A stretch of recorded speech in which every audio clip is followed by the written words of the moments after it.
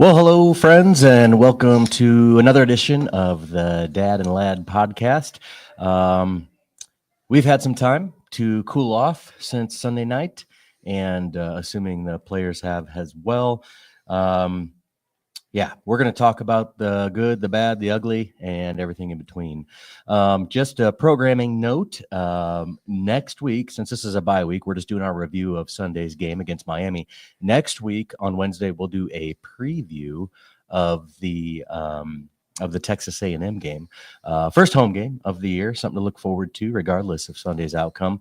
And then ongoing, we'll have on Wednesday night a review of the week's game prior and a preview of the upcoming week's game. So looking forward to that. Hope you all join us while we're talking about that. If you're on YouTube, give us a thumbs up. Give us hit that bell. That notification bell, so you're made aware anytime the Dad and Lad podcast goes live. If you're on Facebook, give this stream a share, give it a like, and help push it to as many people as you feel would benefit from two yahoos talking about Notre Dame football on a Wednesday night at 8:30. That being said, Micah, how you doing? Pretty good. Hey, pretty big day Friday. Yeah, my birthday's Friday. Birthday Friday. Yep. The big 1-5. Mm-hmm. Awesome. Man, 1 year closer to getting a car. Yeah. Maybe. Yeah. Drive your own self to practice. I'm tired of it. Cool. Hey, also, if you guys have any questions, comments, concerns, constructive criticism, feel free to throw it in the comments. We'll respond to that as we can. So, Micah, let's dive into a review of Notre Dame's 24-27 loss at Hard Rock Stadium in Miami, Florida. A cool 72 degrees at game time, but 90% humidity. And though that didn't seem to be a factor last year at Texas A&M, it was a bit of a factor here and there. Well, it was raining this year. Yep, and it was raining. That didn't help, but. So we're going to talk a little bit about each position group and kind of what we saw, both the good and the bad, and then we'll give our final thoughts on the game, and we'll go from there. So, Micah, let's talk about, the man of the night was C.J. Carr. Micah, what are your thoughts on C.J. Carr after watching him for 4 quarters of football? For his first start, I thought he looked really good. I mean, he looked better than Arch Manning did. And I just keep saying that. But that one interception he had, that was a fluke interception off the back guy's foot and off Jaden Greathouse's head, which was kind of stupid. Yeah. But 221 yards, 2 touchdowns, and an interception, which not bad for your first collegiate start and your first throw, too. So. Yep, exactly. Through 63% completion rating on his passes. And Mr. Beck was only 64.5% as far as completion rating goes. So for a first start, I mean, you can't really complain too much. Little frustration out of the gate. A lot of those passes, I didn't get the math on this, but a lot of those passes were just bubble screens and under screens and all that good stuff. So high percentage throws. Including the one interception that was a fluke. But yeah, all things considered, we are excited about what C.J. Carr is going to bring to this program over the next 2 to 3 years, depending on how long he sticks around. Also, just his poise on the sideline, whenever the TV cut to him, he was just calm and cool. Wasn't at least they didn't show a lot of his emotion. I think they spoke of some emotion on that beautiful touchdown pass to Micah Gilbert. Thank you. Which I thought was a complete disaster out of the gate. It's one of those, no. Oh, okay. That works.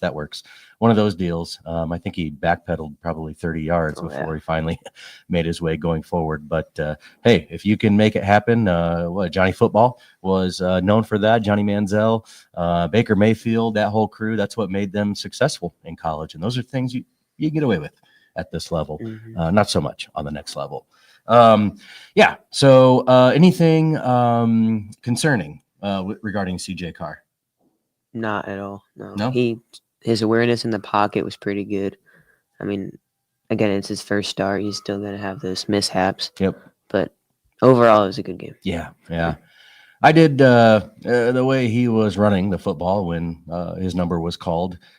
He's got to learn how to take some hits. There were some rough hits there that Got slide. could do damage. Yeah, it could do damage. In fact, there was a blatant late hit that should have given us 15 yards in that second quarter there that I quickly texted all my non-attending and viewing friends about just to make sure we were seeing the same thing. I mean, it was well after he was down. And number 93, I'm forgetting his name right now, but just came in and hit him. So anyway, I'm not going to get worked up over it, I promise. So we're going to move on. Running backs, Jeremiah Love, Jadarian Price, Aeneas Williams may have seen a down or two. Obviously, I think he's a little hampered by whatever is going on with his arm. We may find out more on that at Monday's press conference. But Micah, let's start with what you saw that was good between the two backs there.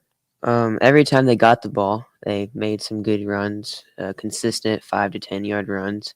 I mean, there's still those ones where he got like 2 yards, but yeah, that's kind of all I got to say about that. Yeah. If I told you that Notre Dame averaged 3.5 yards per rush and Miami averaged 3.4 yards per rush, you may think that the outcome was different. But I think we'll get to it a little later, but the defense certainly clamped down in the second half for the most part to shut that down. We'll have plenty to say about the defense coming up here. Jeremiah Love, even though he only had 10 carries, still violent. Yeah, every time he got the ball, he made a play. Yep, definitely. I think they have some mantra about getting the next 2 to 3 or something like that. When after contact, you're going to get 2 or 3 more yards out of that run. And you can just tell by the way he attacks his defenders. It's got to hurt. It's got to hurt those guys taking that blow. Of course, we saw the leaping ability a few times. One like very the only successful. thing he did. One, he got his legs undercut, and thankfully he was okay. Jeremiah Love, we love you, but please, maybe one a game when you know it's money. But if you're in a crowd, I don't know. I just don't want to see you miss the rest of the season. We need you to go on an 11-0 run. Jadarian Price looked great. Good. Slipped, here or there. That happens when it's wet. But again, he had the longest run of the night of about 30 yards. So, he had a good night.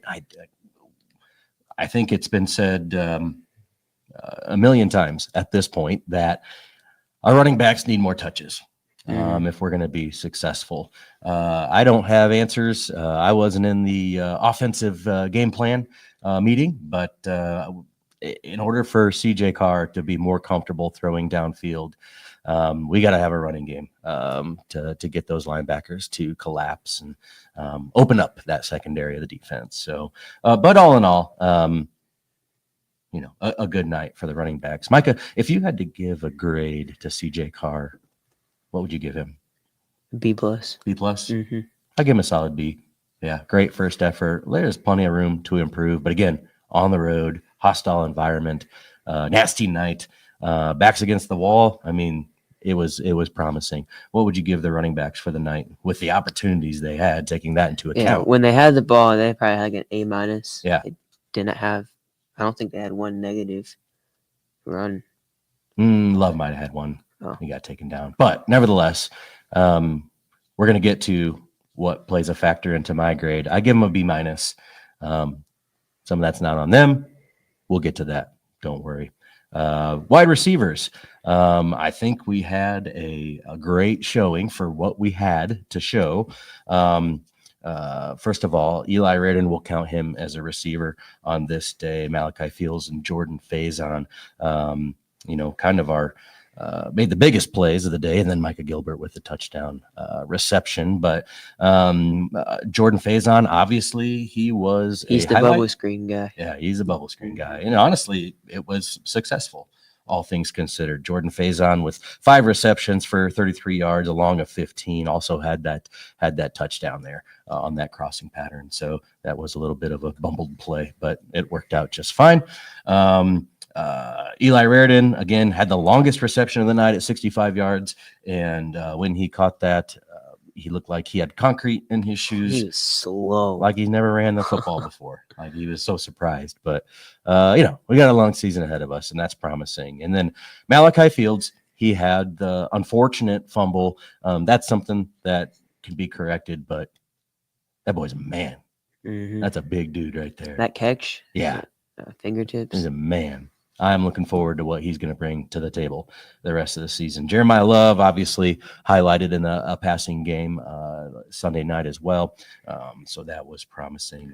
Things to note. Jaden Greathouse needs the ball. He did not. I don't think he had a target. I mean, besides that one interception. Great. Yep, that was his. And then Will Pauling as well. Not a single target. I don't know what happened there. I didn't even see him on the field. He was but a few on there plays. for blocking a lot. Maybe he was a little hampered by injury. Maybe maybe the humidity was having some giving these guys some problems. But all things considered, wide receivers, what would you give them as far as a grade goes? Right, A. Oh, yeah, that's very generous, Micah. Besides that fumble, that's probably what have brought it down. Yeah, that's going to bring it down to a B for me. All things considered, when the opportunities were there, they did their best to take advantage of it and really helped CJ Carr out, get comfortable, knowing he has people that he can throw to. Still got that cough, huh? Yeah. Man, all right. All right, let's move on to, oh boy, the offensive line. It's probably the most disappointing thing of the whole game for me. Let's start with your grade on this one. Micah, what would you grade the offensive line? A D+. Nah, I was thinking the same thing. Yep. Just enough to get by, enough that we were in the game, not enough to give us a chance at the end. That last drive was a complete disaster. First of all, you had Anthony Knapp out, injured with some cramping due to the humidity, and Styles Prescott stepped in for his first snaps of his career, and that wasn't pretty. Let's talk about Anthony Knapp. He was horrible the first time. Great kid. I'm sure goes to Notre Dame, probably an A+ student. But what in the world was going on? He was formidable in 2024. We made do. Obviously, he got hurt in the semifinal game and missed the championship game. I wouldn't have made a difference, in my opinion. I don't know. I don't want to speculate, and I don't want to give people answers for them, but I don't know how long that can go on, especially when Charles Jagusaw comes back. I think it's worth exploring maybe some changes on the line at that point. Thankfully, Billy Schrauth, he held his own, and then outside of the last drive. Yeah, the last drive. Emil Wagner was, for the most part, solid, but man, he got embarrassed a few times. I think that was his guy that sacked CJ Carr twice on that last drive. Oh, you had both ends or tackles just completely blowing it there. So what do you expect on that last drive when you have no protection? There was no hope at that point. Hopefully his head just got to get his head on straight. And we can proceed. So all that being said, D+ for the offensive line. Thankfully, they have 2 weeks to work on their game because they need it. Overall, what would you grade the offense? Probably a C+, B-, around there. Yeah, I was going to go C. Yeah, a lot of work to do, some promising things, kind of right in the middle. A lot of things to work on, but we could see some traits of a high quality offense. So let's move on to the defensive side of the ball. We're going to start with what I would say was probably the weakest unit, was the defensive line. Micah, your thoughts on any individuals or the group as a whole? The edges, they had a pretty all right game. I mean, they held their own for most of the game. But the interior D line, it was bad. He's got no pressure on Carson Beck. Yep. Yeah. Didn't really impact the run game either. Not until the second half. Yeah. I mean, we shut them down 3 or 4 straight possessions. But yeah, it was a frustrating night not getting pressure with those four. I would give a little kudos to Boubacar Traore, who was, in my opinion, probably the defensive player of the game. If I had to pick one, he was at least threatening to get there. I think he did end up with one sack in a TFL, tackle for loss, 6 total tackles, 3 solos. So he did his part. On the other side, Bryce Young, I mean, didn't really hear his name. Didn't hear his name. First of all, it took me a second because I forgot his number changed from 30 to 95. I was like, who's that guy? And he's like a monster on top of that. But yeah, once I realized who he was, it was a good time. Yeah. But yeah, is Miami's offensive line that good, or were we just off kilter? I really hope Miami's offensive line is just that good. Got to pull for Miami the rest of the year. They're all like 6'6", they're 350. humongo. Yeah. The biggest offensive line I've seen in my recent the biggest days. We're going to face all year. I hope so. We're all Miami fans the rest of the season until they play. They played Syracuse. They probably play Syracuse. Well, yeah, because they got to pull for our friend Angeli if he's still the starter for Syracuse. But nevertheless, strength of schedule, strength of record. We need Miami to continue that success. So Carson Beck, I can't stand you, but I'm going to be pulling for you, Sid. Look drunk half the time. He looks like he's living in Miami, I guess. Anyway, all right. What would you grade the defensive line? A C-, D+ around there. Okay. Critical on this side. Yes. I was going to give him a C. I mean, again, some stuff to work on. The one thing I will say, you're starting defensive tackles. In my opinion, Gabriel Rubio and the Louisville transfer. Jared Dawson. I mean, Dawson really he looked good. Yeah. I mean, Heinisch was just a liability. He's small. He was getting pushed around. And maybe that'll change from game to game depending on our opponent. I would see when we play Navy, that might be more of a Heinisch game. But for when you're playing size, which is most everybody we play, let's get Rubio and Dawson in there just to clog up the middle. And maybe that'll free up Bryce Young and Boubacar to have a little bit more success.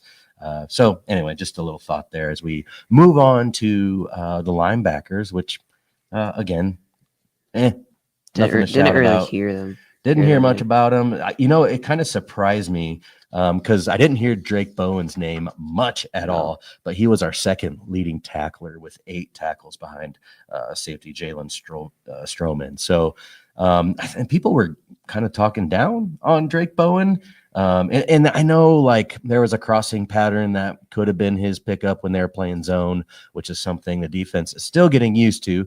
But, maybe, again, he's a leader. He's a captain. So he's going to have to step up as we go forward. KVA, in my opinion, KVA was the linebacker of the night. He was flying around the field when he was on, when he was in between the 53.5 yards there.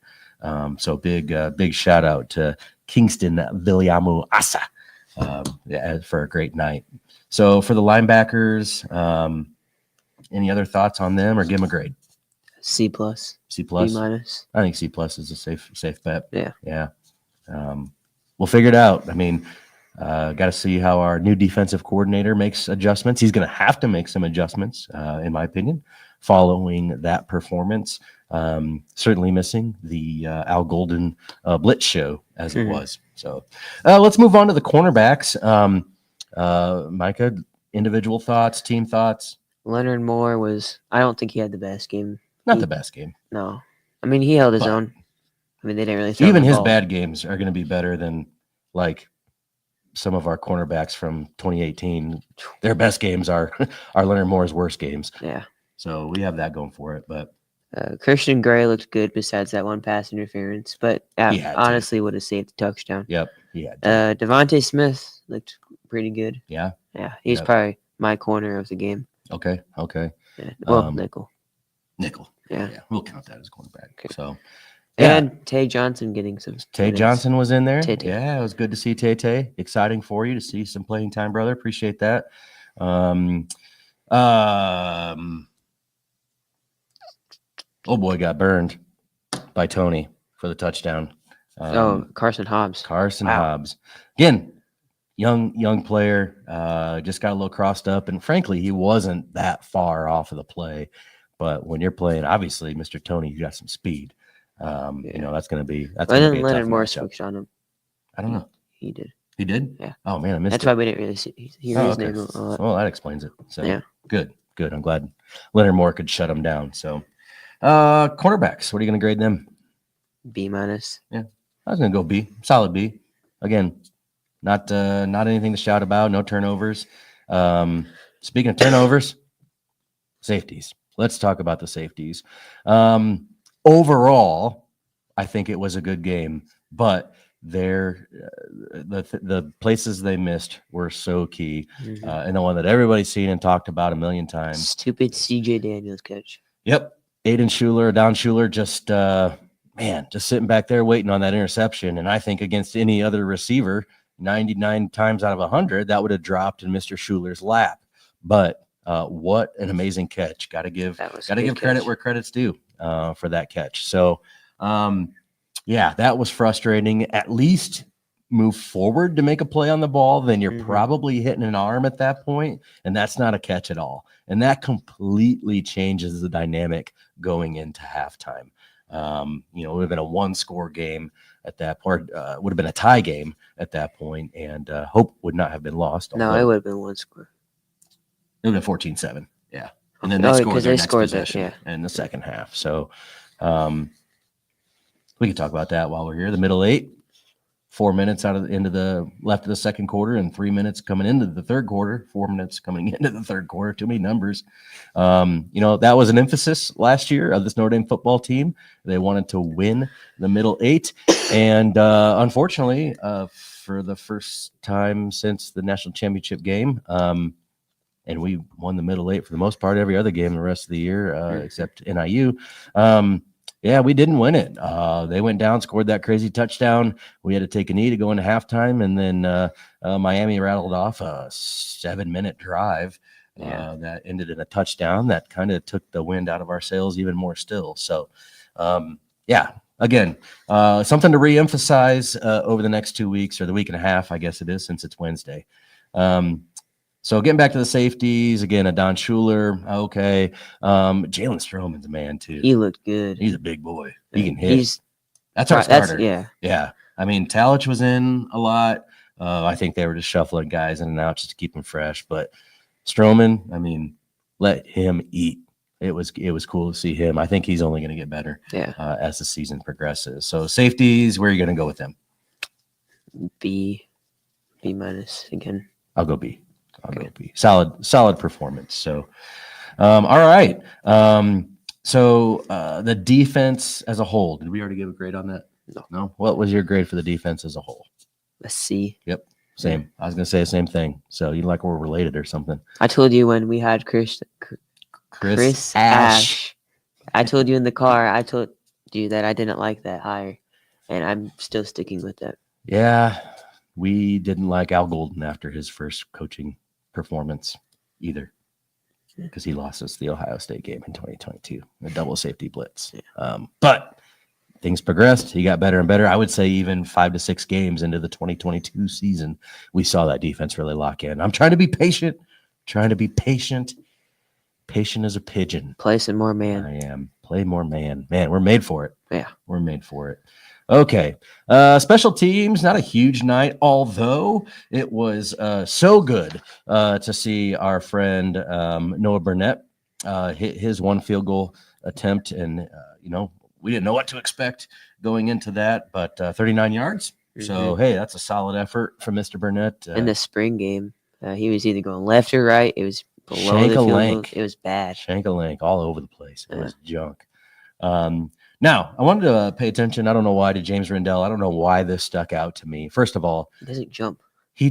It's just like it looks like he's doing a pooch punt, like he's trying to drop it inside the 10-yard line, but he's booming him 50 yards still. Averaged 45 yards on the night with the longest of 55, but just effortless. I mean, if he could fine-tune that approach, I mean, 55 would be his average, I would imagine. But yeah, again, his first game back out there too. The Aussie still getting used to nasty American food. So I just want to give a shout out to special teams. All being said, I give them an A. Everything that was asked of them, they did. They did. So no complaints there. Okay, Micah. So final thoughts on the game as we get ready to wrap up tonight. I think defense was easily the biggest issue.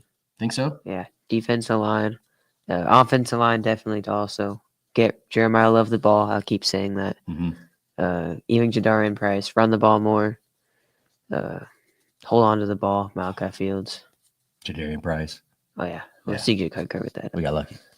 That's kind of all I can say. And Adon Schuler, please go for the ball. Go for the ball, my friend. Even go for the guy. Go for the guy. Yeah, he could have laid that guy out if he would have put it on him. And that would have been just as exciting as an interception in my book. But, biggest concern for me is the offensive line.